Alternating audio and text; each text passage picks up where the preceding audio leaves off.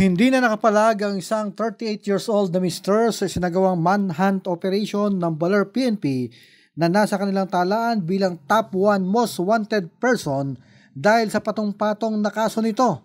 Kinilala ni Baler Municipal Police Station Chief of Police Major Eduardo Mendoza Jr.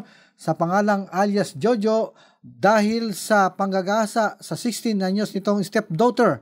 Si Jojo ay inaresto sa utos ni Regional Trial Court Branch 1 Baler Aurora Presiding Judge Alejandria B. Javier Henota sa kasong paglabag sa Republic Act 7610, pang-abuso na may piyansang 200,000 pesos, samantalang walang inirekomenda itong piyansa sa 5 kaso nitong statutory rape. Ayon kay Mendoza, magpapatuloy ang kanilang pagpapatupad ng tungkulin upang madakip ang lahat ng mga wanted persons para mapanagot sa mga nagawa nito mga pagkakasala na labag sa batas.